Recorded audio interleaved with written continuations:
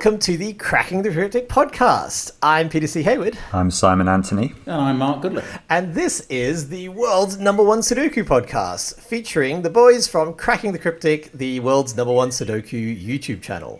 We're all the number ones. We're all holding all the records. That'll make you competitive folks very happy. Today, we're going to be talking about how you two choose which puzzles actually go up on the channel. So for people who don't know, people who have stumbled across this podcast without any idea what Cracking the Cryptic is, every single day, each of you uploads a Sudoku solve onto the Cracking the Cryptic YouTube channel. Each day, 7 days a week, 365 days a year, it's bananas. And this is something that started during the pandemic when your channel really started to explode. But even before that, you were alternating, or at least one puzzle was going up every single day. So today I wanted to talk about how you choose which puzzles to put up. Now, people who don't know the Sudoku world might be like, how can you even possibly find 2 puzzles a day? There's not that many Sudoku puzzles in the world. Or conversely, I was talking to someone about this yesterday, and he said, how do they do that many? Isn't it just the same grid? Like, aren't there only so many ways you can arrange 9 digits in every row, column, and box? Like, doesn't it get very tedious after a while? So let's dive into it. So before we start, you have requested a disclaimer, which is that this is not a guide as to how to get featured on Cracking the Cryptic. This is not going to be a getting featured for dummies that you can use and reliably make sure that, you know, every one of your puzzles goes up on the channel. Why is that, Mark? Why is that? Because there is no instant algorithm, as much as the YouTube algorithm is a mystery to us. So I dare say it will remain a mystery forever to people how we choose puzzles for the channel. Even after talking about it for an hour. And why in particular their puzzle hasn't been chosen. Do you guys get a lot of disappointed emails being like, hey, I sent you this puzzle and you didn't pick it up, and so I've quit Sudoku setting forever and I'm going to become an accountant? Yes. It's not unknown. Yes, we do. And we get sort of progressively more and more desperate emails. You know, so someone might send one and then because we just don't have the time to reply to everybody or really anybody who sends in puzzles because we get so many, then they might leave it a week or 2 weeks and then you'll get another email saying, I'm just sending this again to remind you, or I've added some more digits to it or taken digits away and it's a better solve path now. And yeah, so it'll go from there. And then some people do get quite irate, more because they don't get a reply that we haven't featured them. I am going a little bit red because I didn't get irate, but I did do the follow-up. I recently sent you guys a puzzle. And then I think it was a good 6 months later, I was like, hey, I just found this puzzle again, and it is very good, and you should definitely solve it. And I brought this up in a meeting, and Simon's response was like, oh, did you send a puzzle? Mark hid it from me because we don't like you. He was very direct about it, I thought. I don't think he said exactly that. I'm bringing it up now a third time, I realize, but this is my way of publicly peer pressuring you into doing this rather excellent puzzle.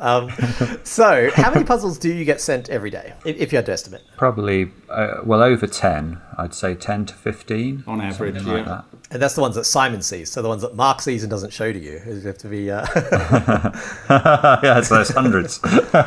So about 15, and that's directly to your email that come in. So when you do get these, like, how many of the puzzles that you choose would you say you take from these emails, like versus other channels? That's a good question, because there are setters, I'm sure that you know who they are, who either they don't send us puzzles or don't tend to, but they pretty much know they're going to get featured. So somebody like Facile, you know, who is a friend of the channel and I do correspond with, but he knows he doesn't need to sort of say, here's another incredible puzzle, because we know all of his puzzles. Just by putting it up, you'll see it. Yes, exactly. And then the Discord server as well. There are just so many incredible setters setting puzzles there. And we have a fairly open channel with a number of people there, but that they have quite a sophisticated way of voting for puzzles to send to us. So each week we get a digest from them of puzzles that they recommend, and we'll certainly be keen to look at those because we know that they've been obviously very well tested and rated on Discord. And then, you know, the separate category is the ones that we get sent to our email, which is crackingthecryptic@gmail.com, by the way.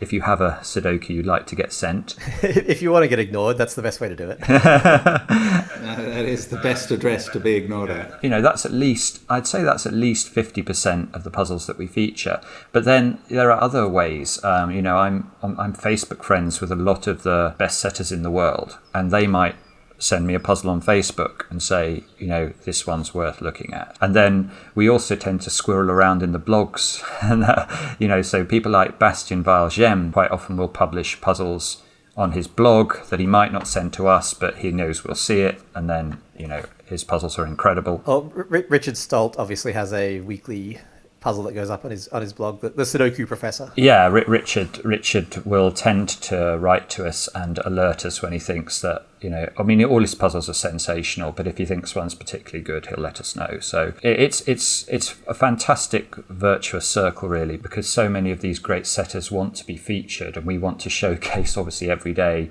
a really top-class, world-class Sudoku. And, in some ways, it's a shame, because there are, unlike the conversation you had with your friend where they were saying, well, how can there be several Sudokus a day? Actually, we're spoilt for choice. And inevitably, there are several puzzles each day that, would be amazing to do, but they don't get selected simply because of the volume that we see. Yeah, I was glad Simon eventually said about 50%. That's exactly what I was thinking. I would say slightly more of the videos I do are from emails that we get, and slightly under 50% of the ones Simon does, I would hazard. Straight from the email. Yeah. Well, straight from the email is a hard thing to say, because we've often seen those puzzles before somewhere, even when we get them sent by email. Like, they may already have been recommended to us. We may have seen them somewhere else. That does happen quite a lot. So sent by email, yes, but sometimes we're not doing them because they've been sent by email. That's just reinforced the fact that the puzzle exists.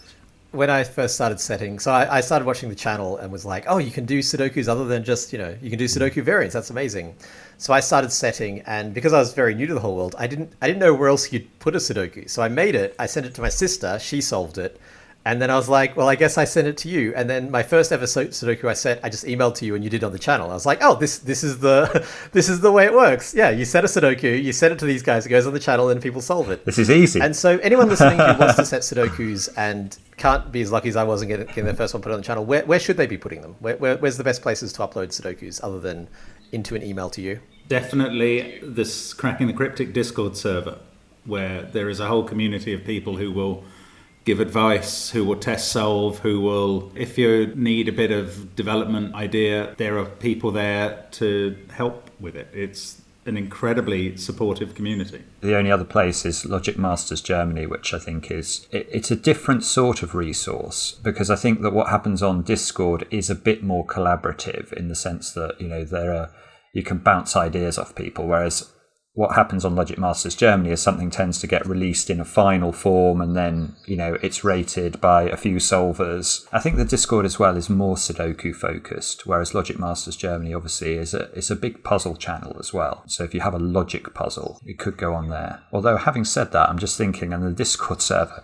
there are a lot of logic puzzles being produced for that as well. So I think the Discord server, just for pure volume, probably has more logic puzzles in general, just because of how many puzzles there are on that server. It's incredible. Well, I'm going to get this wrong, but I think I'm right in saying that there are over 13,000 members of the Discord server now, which it's an unbelievable number of puzzle aficionados. It's a medium-sized town of just puzzle makers. Yeah. Yeah, which must be a bigger number than actually existed before the channel started. Oh yeah, you're probably right actually. Although oh man, yeah, I'd never done the math before. That's incredible. So one of the reasons I wanted to do this is A, I find it really fascinating, and B, this is probably one of the most common questions we got when we did a call out for questions to ask you guys. Everyone was like, how do you choose the puzzles? So let's dive right into that. When you're getting these 10 to 15 a day, and also looking at the myriad of puzzles that are on the Discord server and Logic Masters Germany, what about a puzzle makes you go, this would be good or not good for the channel? Well, let's start with not good. What's the thing that you look at and you're like, we're not going to do this one? Like, what's an immediate deal breaker or turn off? I don't know that there are any total immediate deal breakers, but if a puzzle arrives... From Peter C Hayward. With Peter C Hayward on it, or a long, complicated set of rules that would be quite hard for us to render in our videos, let alone learn, that's never a great start. I think a lot of people watch the channel and they go, oh, I understand thermos and arrows and renban, and you guys love little killer, and I'm going to build them all into a puzzle. But that is about 10 lines of rules or 20, and they're just... It's not just hard for the more casual solver to keep them in their head. It's hard for us to actually present all those rules. Because every time we're doing a video, we have to bear in mind that it might be the first time someone has seen a variant Sudoku. So we don't use normal little killer rules apply.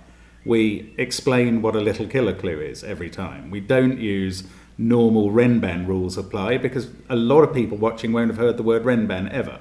So, we can't condense that stuff, and therefore it's a significant issue sometimes. So it's not a complete deal breaker, but it's a turn off. Another one is somebody sending a puzzle 3 or 4 times with corrections, and then it's very hard to trust the output after the 4th send. I think people see you do these monstrously difficult puzzles and then go, oh, so if I put 10 different variants in, that'll be difficult as well. Like, they're confusing complexity and difficulty, yes. which can be linked, but are definitely not the same thing. And also, actually, that's a good question. Are you guys looking for difficulty? Is that a turn on? No, not really. No, no is the right answer. We're looking for something interesting. We're looking for something that's a bit challenging, but really provides something to interest you without being insanely hard. Yeah, I think that's right. I mean, what I object to is difficulty for difficulty's sake.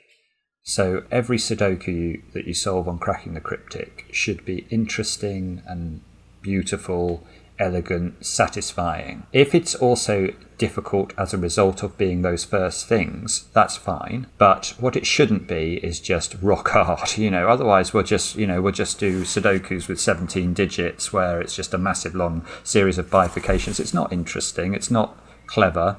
No one would enjoy watching it. We wouldn't enjoy solving it. So, I think that there is actually, I've seen a number of the setting videos. I don't know if you've watched any of them, Peter, but several of these brilliant setters are making this point over and over again, which is that puzzles should not just be difficult.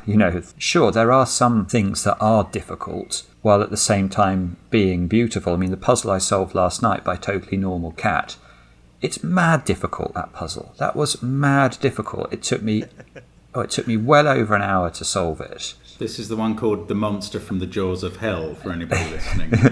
But I think anybody who watches that video will appreciate that it is an absolute work of genius, and it is such a beautiful Sudoku that the difficulty which is necessary to present that Sudoku is just a byproduct of being able to present the Mona Lisa to people and just go, well, have a look at that.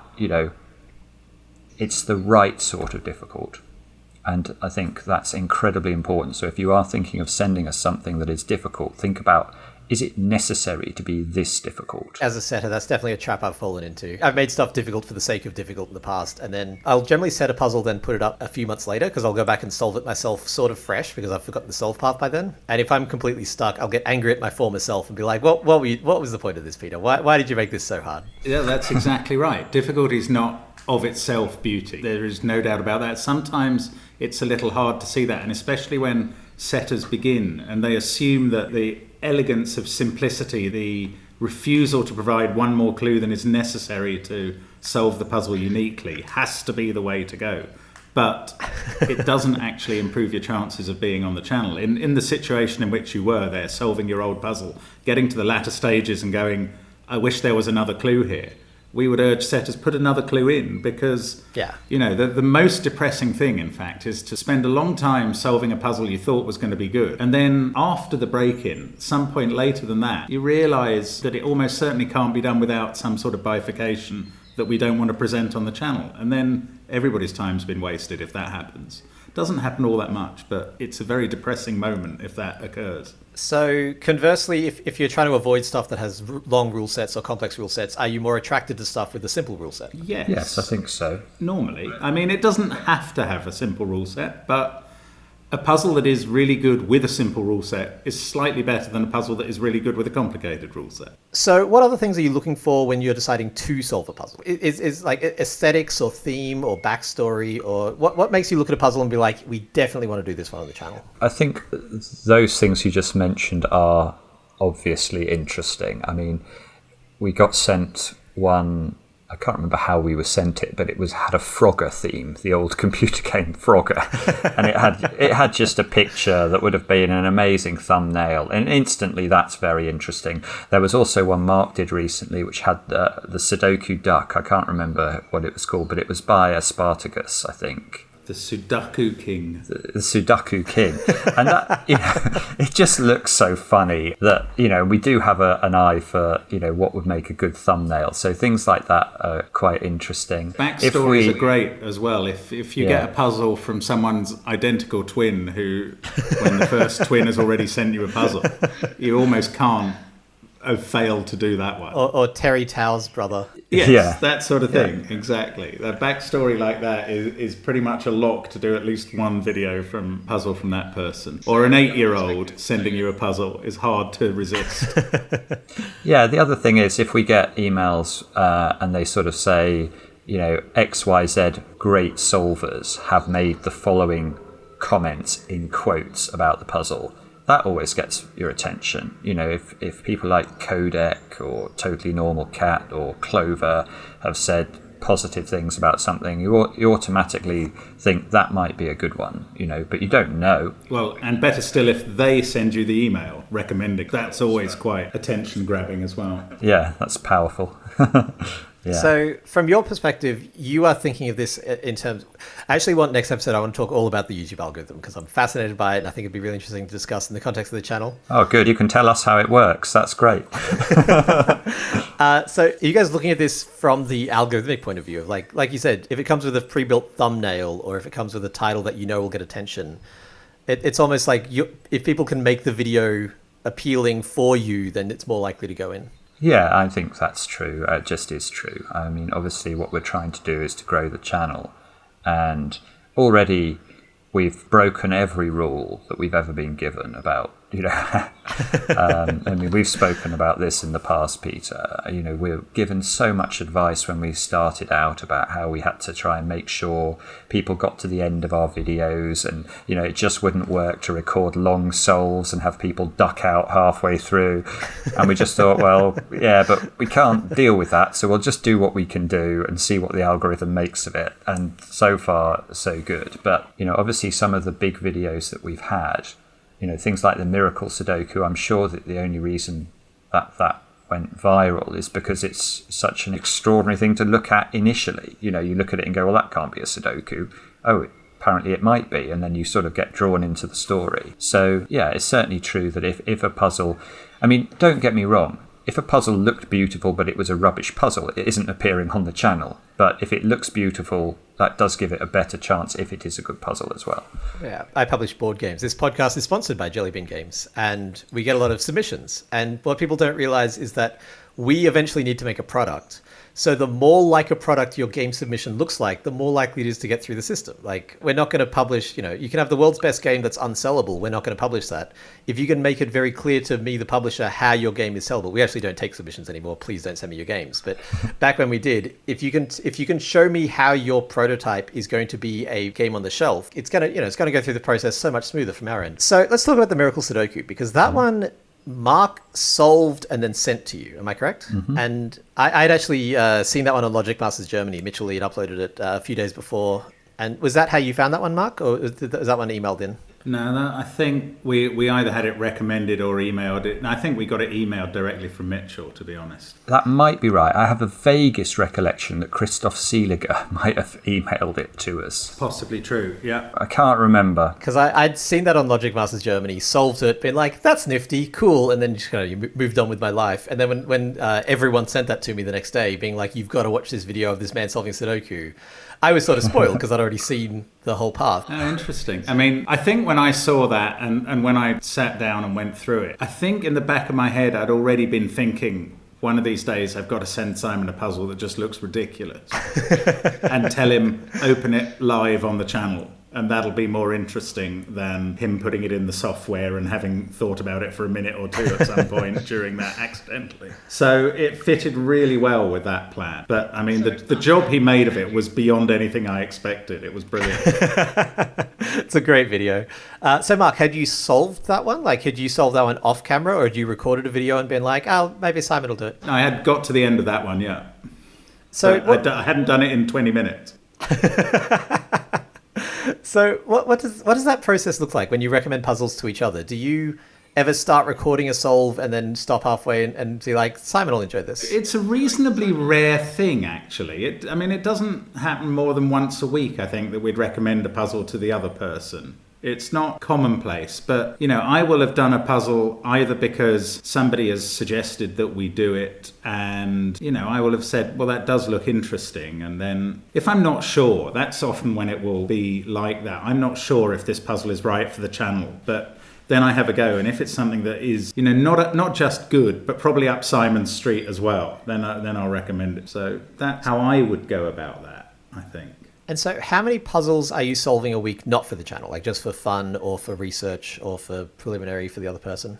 Well, it varies a lot. I mean, there are weeks when I'm solving or setting for apps or solving. There's competitions occasionally, like this weekend. Now, I would have done 10 or 11 puzzles just in a competition without, in an hour and a half. And I don't know, how many am I solving for leisure? It's not really a lot that I'm solving that might turn into a puzzle for Simon to do for the channel. Maybe 2 or 3 a day, something like that. Simon, what about you? Yeah, I'd say it's less. I mean, in terms of how much time I get to just solve Sudoku for fun, that doesn't really exist anymore, to be honest. Sometimes we'll get something back from the testers and they'll say, this is probably a Mark video, but we aren't sure. Then I will have a look at it for that. But that's not more than a couple of times a week. I suppose solving for fun is something that has gone by the wayside. But on the other hand, that's one of the reasons I think hopefully it comes across when I'm recording a video. I get quite excited about the fact that I'm going to be able to do a Sudoku. For the next half an hour, I get to do something I enjoyed doing. So, it's quite cool like that. Well, that's an interesting question. Yeah, would you say that on average you now solve more or less Sudoku? A great number or fewer than you did before starting the channel? Well, it's definitely fewer because they're so much harder. I mean, What about minutes? Minutes spent solving Sudokus? Don't know, hard to judge because before the channel existed, I was commuting, and so that was quite a long time every day when I just sit on the train doing puzzles, and that doesn't exist anymore, thank God. So I don't know. I feel I must be solving more puzzles now. Actually, thinking about it, I still do the same crossword regime that I was doing before. So I'm still doing 2 or 3 crosswords a day. And 2 or 3 a day. Yeah, and then I quite often do logic puzzles as well. So on Twitter, some of the Japanese constructors will quite often share Yajulins or whatever it is, and I quite often find myself doing those. So I'm definitely spending many more minutes doing Sudoku than I used to before the channel, in various forms. And it doesn't feel like most of that is leisure solving now. Is that Sudoku specific though, or all puzzles? I was going to say, because you are, this is maybe, you can tell me to cut this if you want, bit behind the curtains. You are the main tester for Cracking the Cryptic. No, I don't think that's necessarily right at all, actually. Really? Because when I was submitting the ARG and the puzzle hunt for the book and all that, you were the tester who did all of that. And so I don't know. I mean, I might be the main tester for Sudoku hunts. That's true. I am. That's probably fair because right. That's they won't tend to go out to testing. We want to get an idea of whether a hunt is in the right ballpark ourselves. Simon would probably be the main tester for non-Sudoku puzzle hunt, but certainly in terms of submissions for us to do on the channel, I don't think I'd be the main tester. So, okay, let's talk about the testing process. So a puzzle comes in, or you discover one through the Discord or through email or through Logic Masters Germany, or you just walk outside and it's pinned to a tree outside your house, and then does it go to a tester before you even consider doing it for the channel? What's the process look like? No, so again, there's something, if it's recommended by Discord or if it's by Facile or something like that, then it would never go to the testers because we know it's being tested basically by people we trust. But the stuff that we get sent by email, especially if it's not from setters that we might recognize and stuff like that, that always goes to testing unless it gets immediately ruled out because it's got like a massive rule set. We just think it's never going to work, or because, as Mark said earlier, you wake up at 7 a.m. and you find you've had 4 emails from the same person starting at 1 a.m. saying, I'm slightly correcting it each time. We're never going to send that to the testers because the testers' time is, I cannot tell you how much time some of these people spend testing these puzzles. And it's got worse because the puzzles have got so much more difficult. And I think actually for some of them, it's become very... difficult's the wrong word, but I imagine it's got quite soul-destroying, actually. Because at the start, they could do a percentage of the puzzles. Now, that's definitely lower now for some of them than it was. Because, if you're getting... Right. Yeah, if you're getting sent a very difficult puzzle that might take us an hour, none of them are sort of quite as experienced as we are. So it's hours of time to test some of these things. And how many testers do you have? We've got probably 10, but of those, probably 5 do most of it, because the others they'll get a puzzle, but they won't, they're not quite as, what's the right word? They take a bit longer, so, they'll tend to... Yeah, they're not able to immediately turn it around every day of the week. Yeah. So to either prevent or encourage a deluge of email, are you looking for more testers? Maybe. I think that it would depend on who the person was, because one of the things that is most useful is that a tester can look at a puzzle and say, yes, this is a cracking the cryptic puzzle. Yeah.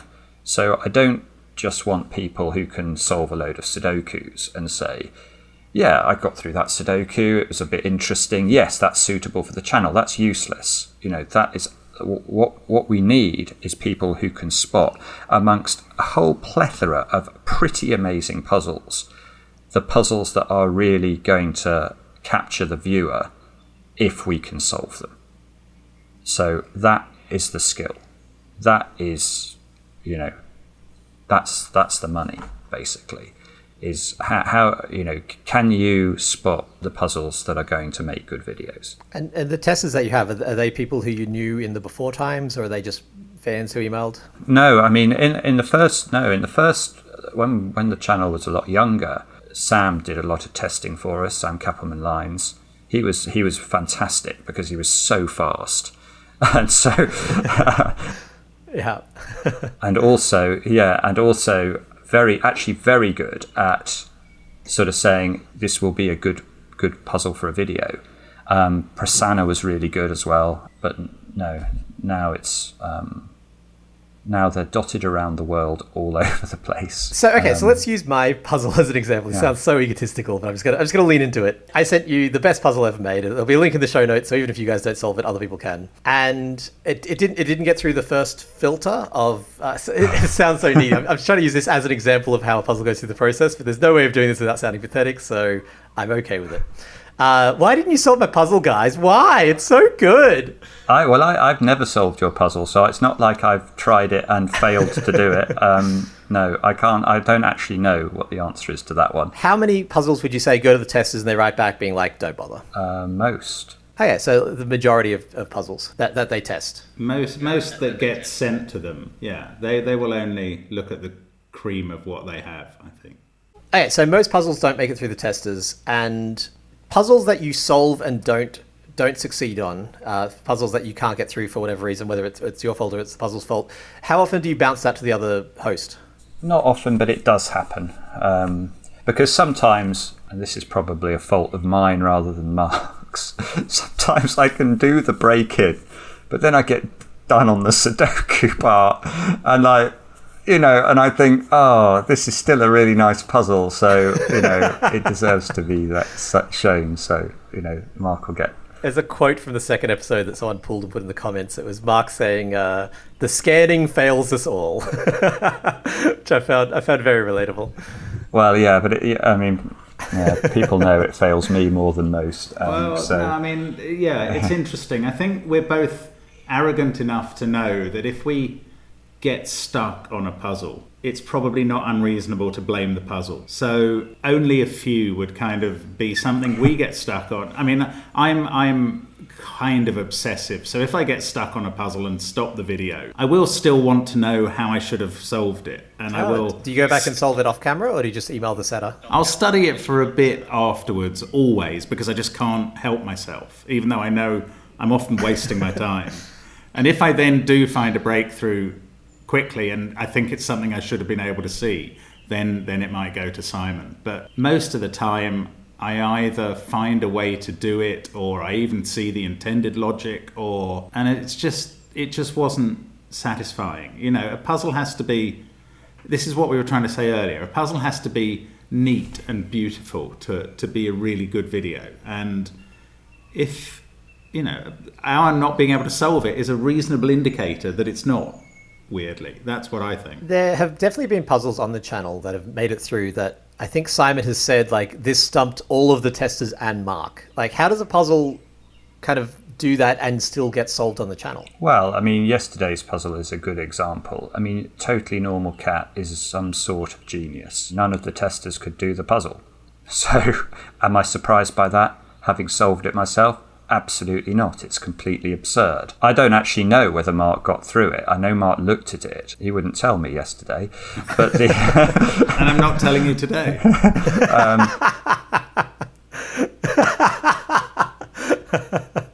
Am I prepared at 11:30 a.m. in the morning to give it a go, knowing that if I fail, I've still got time before 8:30 to do another puzzle, and you guys aren't going to be any the wiser to the fact that I failed on Totally Normal Cat's puzzle.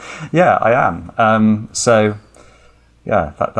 That's typically how that works. But I think it's fair to say Simon will probably only attempt that on puzzles from people who have either been reviewed enough on Logic Masters Germany or Discord to know that probably there is a good way through it in the end.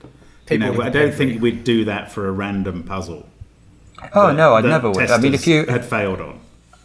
No. And if you look at Logic Masters Germany on the comments on that puzzle yesterday, they're all sort of, this is perhaps the best Sudoku I've ever solved. So it's clearly there's something to it. That's, the worry is, well, not the worry, but it is a concern because time is not a scarce resource. Or time, is a scarce resource for me. It is the most scarce resource. So if I have to spend 2 hours on something that never becomes a video, that's a big deal. Therefore, you're only going to do that if you think the end product is going to be potentially worthwhile. And there are, we all know, I think, the setters, people like Codec, Vistamafel, these people are incredibly, incredibly good Sudoku setters, and they're worth the risk. Okay, so let's talk about the timing of it. I know in the past I've recommended a puzzle and it's gone up that day or the next day. So are you dipping in on the day to the emails and Logic Master Germany? Like, is there any kind of queue or backlog? No, there's puzzles that have passed testing. So, I've got, to be honest, quite a stack of puzzles that have passed testing and can appear on the channel. But sometimes I wake up in the morning, and this will sound very strange to people, and I think, I'd quite like to do a skyscraper puzzle today. This doesn't happen very often, but it does happen. And then, I might have a look at the puzzles that have passed testing to see whether any of those are skyscrapers, or something might pop up on Logic Masters Germany. I just think I'll have a go at that, because my sort of feeling about it is that I'm likely to make a better video if I'm sort of into that puzzle on the day. So there's no queue. It's not like, on Monday I'm scheduled to do this, on Tuesday that. No, it's not like that at all. There's a whole stack of puzzles to choose from that we're ready. That leads me to another turn-off, Peter. we often get emails saying, I see you guys have done a lot of arrows puzzles lately, so here's my arrows puzzle. I hope you'll enjoy it. And you go, yeah, but we've done a lot of arrows puzzles lately. Yeah. Whereas if somebody, fishes out something that was a traditional puzzle type and we haven't seen for a while, like recently, we suddenly did a couple of Renban puzzles, a style we hadn't seen for months, and that was really refreshing. That's much more the way to go, I think, rather than, after the Miracle Sudoku and various follow-ups, we kept getting sent. For a while, it was 2 miracle-type puzzles a day, and the magic squares too. I remember after the magic square, there was a whole bunch of them. Yeah, you're exactly right. Yeah, there was a whole bunch of magic squares, then there was a whole bunch of miracles, and that's really we're trying to keep it fresh. So that's not a great way to go. And so, Simon, if you wake up and there's a new Fist and Fell puzzle, are you just like, well, that's today's video sorted? I am, but whenever I see this new Fist and Fell puzzle, I think I used this phrase the other day, but it's like a siren song. I know it's there. I know I'm going to have a go at it, and I really want to have a go at it. Normally, I want to have a go at it immediately, but I have noticed there are sometimes comments on Fist and Fell's puzzle saying, "Oh, I've managed to solve this before it's appeared on Cracking the Cryptic." So I sort of feel like it might be better just to leave it a few days before it appears, just in case, I'm spoiling it somehow for people if it immediately appears. So that's how that works. I think Fist and Fell is a very rare case. There aren't really many setters who everything they do, we think, well, it's going to have to be on the channel. Like, that's not... Yeah. even for Fist and Fell, it's not quite true. I was going to say, there's at least one Fist and Fell puzzle that never made it onto the channel, I'm pretty sure. Well, who can guess what might have happened to that? Actually, have I ever publicly said what happened with that puzzle? No, tell. Give us the scoop. I don't know if you know. I mean, you may be talking about a different one. I wouldn't risk saying anything. I feel embarrassed now. But no, there was a puzzle that Fist and Fell released that I did try and solve on the channel. And I made a right horlicks of it. And I couldn't do it. And I had to stop the camera. And then actually normally what happens when I fail to solve a puzzle is I get really mad and I go to my garage and hit my golf club into my ankle bone, as punishment. Oh my God. But is this a joke or is this just? No, you have to punish. If I punish myself, then my brain knows next time it's got to do better. This is like AP McCoy, the champion steeplechase jockey, who used to punish himself if he lost a race by going home and sitting in the washing machine room in the dark for 2 hours. Simon's that kind of lunatic. Oh my goodness. Mark, is there someone you can call for help? Is there like I don't know when this is happening. I didn't know that happened at all, and I'm never going to know when it is happening. So that's very difficult. But no, what I was going to say was on that one, I did stop the video and try and understand how to solve it better, and I still... I can't even remember if I bifurcated to find a way through it. But in the end, I wrote to Fist and Fell and said, look, I'm really sorry, but that I've messed it up, basically. It defeated me. And I couldn't make it into a good video, and I couldn't find the logic that I was meant to find. And I've no idea how to pencil mark this stupid puzzle. Did he reply and tell you? Or? Yeah, he did. He wrote back. He was very gracious, and he explained how I should have thought about it. It was called Clock Sudoku, I think.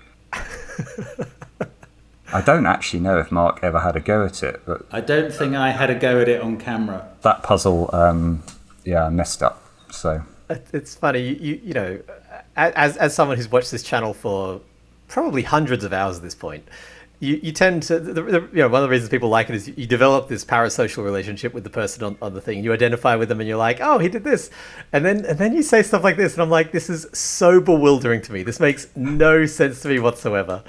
What, that I couldn't solve the clock Sudoku? The going to the shed that you break your ankle with your golf club. Oh, yeah, but that's the same with golf. You know, if you hit a bad shot then you let your body get away with it, then your brain hasn't learned any lessons. You know? Oh my goodness. You're a psychopath. It's amazing. Welcome to the Simon I have known for 20 years. I'm so glad we did this podcast. It's amazing. Hey, so the other thing I want to ask is sometimes you guys have puzzles go up on the Patreon as a special solve rather than on the main channel. What's the differentiating factor there? Well, often it could be rule set. So there was, I remember Apayo, who's a solver I really like because his puzzles they're not fiendishly complicated, but they always have a nice bit of logic or two. I think they've got a really nice difficulty level to them. But he did one based on the World Snooker Championship that had like a massive rule set. It was like absurd. So there was just no way we could have featured it on the channel. It was too difficult to do. But we quite wanted to do something, and so it felt like a Patreon puzzle. So that's a good example. The other thing I have done occasionally in the past is if Fistemafel, for example, releases a logic puzzle. Some of those logic puzzles, they're fine if you have a lot of experience doing that sort of logic puzzle.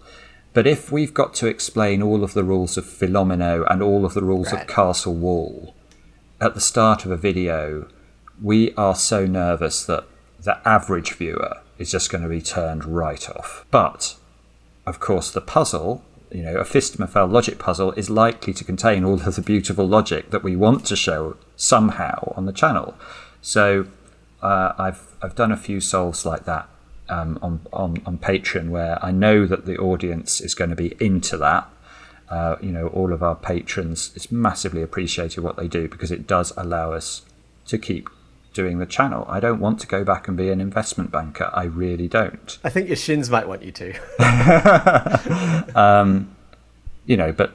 But people who support us on Patreon are, they're real puzzle aficionados. So, I think they can bear 5 minutes of rules at the start of a video, and that feels like it makes sense. That's the more hardcore audience. Sorry, Mark, go ahead. Yeah, it's an interesting point about pencil puzzles because a lot of people who sort of become attached to the channel and get into puzzles, they then discover pencil puzzles or they knew about them already and they get very into them. I think a lot of the early Discord recommendations were for multiple sort of different non-Sudoku puzzles because people thought we ought to take the channel that way. But it goes back to this issue of somebody tuning in for the first time. And if you're doing a puzzle which it's always a much harder to explain rule set. Sudoku has a bit of simplicity generally about the basic rules, whereas a tapper or a looker or a Yagellin is quite a complicated concept to explain.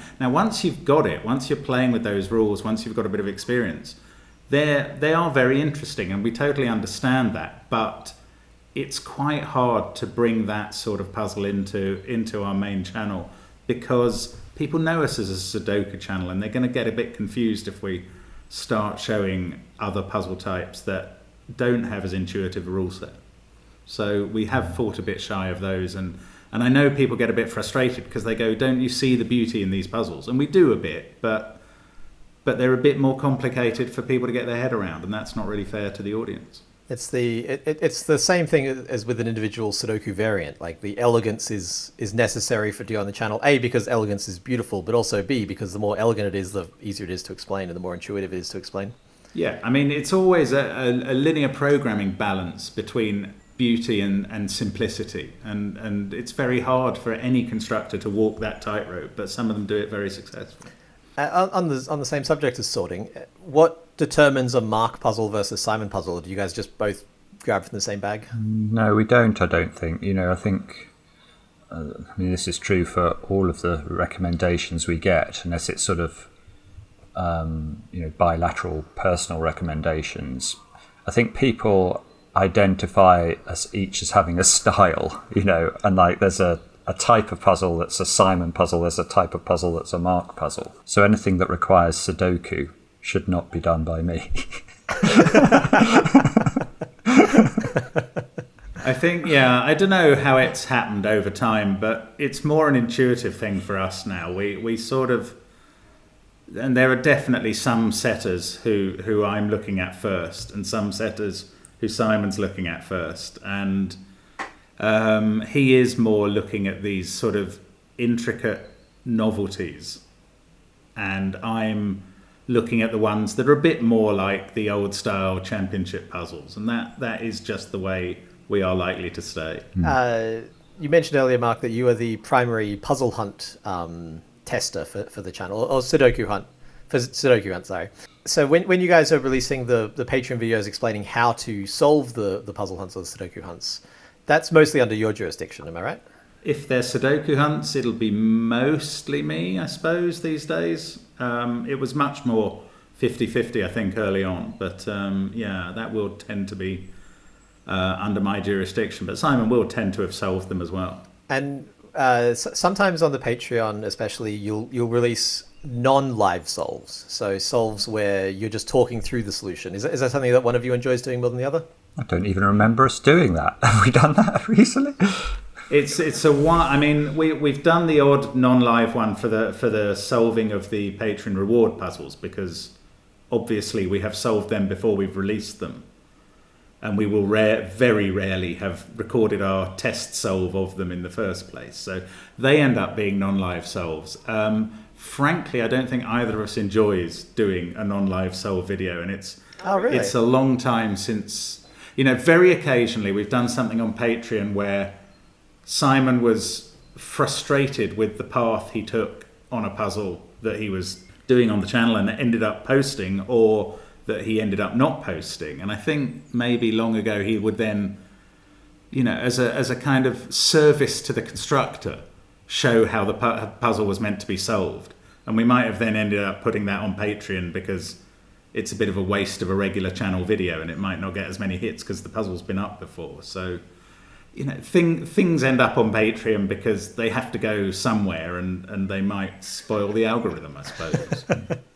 Yes, the algorithm is a wild beast that needs constant maintenance and taming. Simon, you look like you have a thought. No, I was trying to remember. There have been puzzles that I've done, and I can't remember whether these appeared on the channel or on Patreon. I remember Ken Endo's castle wall puzzle.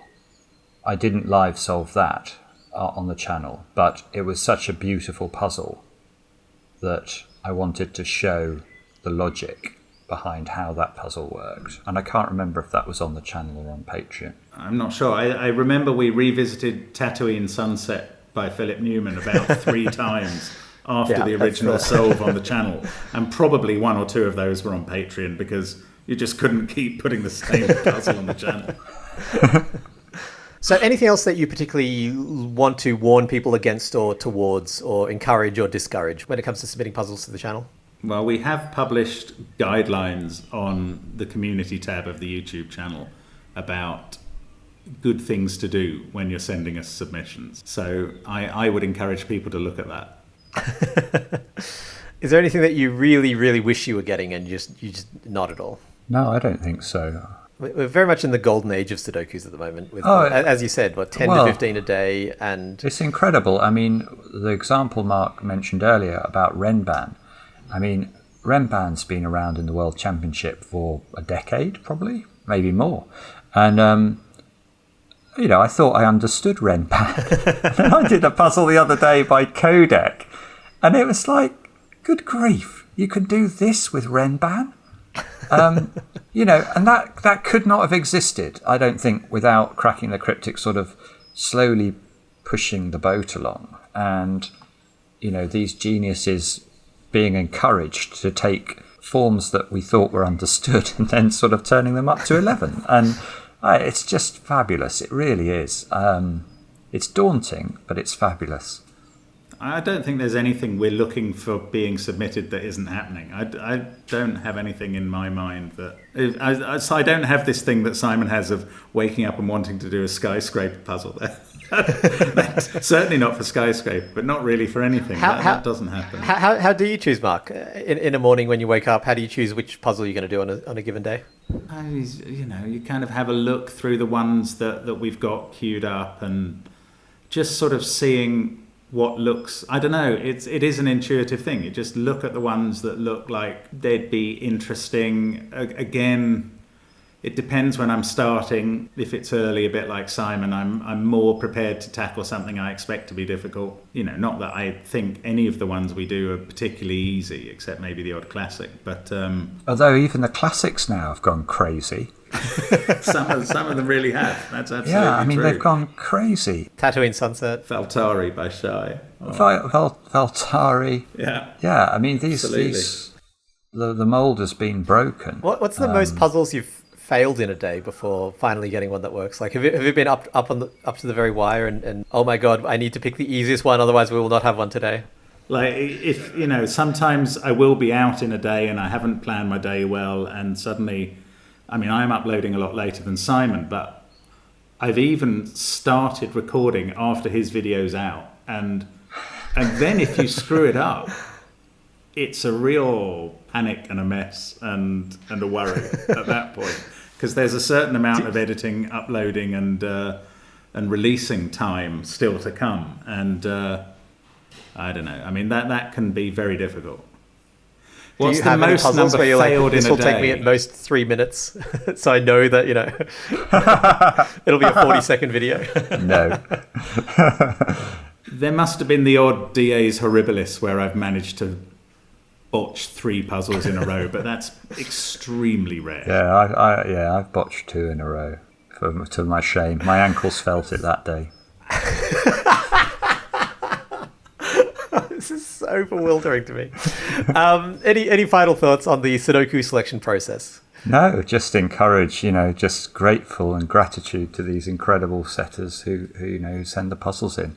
Keep them coming, and we'll keep producing, and showing these fantastic things to the world. Yeah, no, I should let it end on that. But no doubt constructors who are listening for tips will think, geez, these guys are so haphazard and random. There's nothing I've learned from this. And yes, as mentioned at the start, this is not a guide how to get featured. By the time you listen to this, the process has already changed, so none of this is directly applicable. But there is an interesting point there, isn't there? Which is that, if you're in your position, for example, Peter, where you've sent puzzles in that you think you really like, when you look at the last 2 weeks of videos on Cracking the Cryptic, do you sort of go, this is not fair because my puzzle is better than those puzzles that have been showcased?